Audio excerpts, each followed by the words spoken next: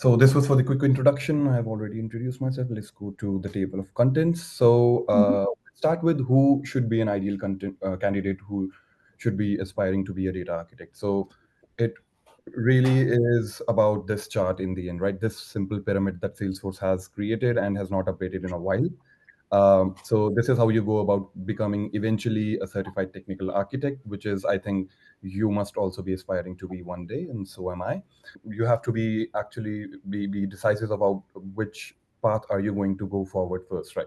So the usual way forward is to go about the application architect first. This is Mm-hmm. the one on the left that you see, basically a ladder up to becoming an application architect, which does not have all these as a prerequisite. So these are not prerequisites. You can have these certifications in any order that you found.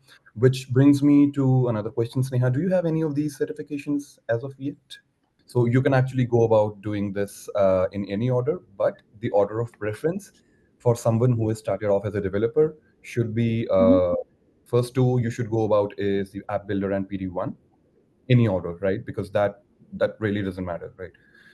You Yeah. should go about these two, and when you Mm-hmm. have, usually people go for data architect, and Mm-hmm. then they go for sharing and visibility architect, because data architect is much closer or has easier transition from being a developer to a data architect. But sharing and Mm-hmm. visibility architect is really about out of the box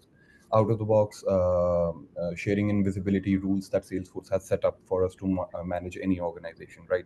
So uh, Understood. I've seen people who go about giving sharing and visibility architect first and data architect second, but I mean it's all up to you, right?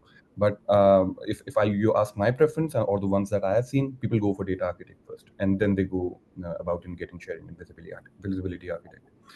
And Makes once sense. you complete all four of these, you get this as a free gift. You get this application architect without actually appearing for it. So this is Mm-hmm. just a consequential certification that you get. So, as a data architect, you will be responsible. If you're working as a data architect at any of the projects, you would be responsible for, or maybe the go-to person for all the data-related queries, questions, and implications that might come around. So, this is about modeling the data properly. As you this comes at the core of data architecture, modeling the data properly, right? Because Mm-hmm. scalability goes hands in hands with modeling, data modeling, right? as Yeah. as well as you have managed your, or maybe model your data, more scalable and optimal your solutions would be when it scales up to let's say hundreds and thousands of users. And let's say I've Mm-hmm. seen some customers, they have that sort of user base, and if your data model is not on the point, then yeah, so the application is doomed to fail. So yes, that kind of responsibility does come to a data architect, right? We will learn more about what incorporates this entire curriculum. So this is kind of a pie chart where it tells you about the data architecture exam and what are the different weightages by section. So as you can see, the most or the highest percentage is given to data modeling and database design, and and Salesforce data management.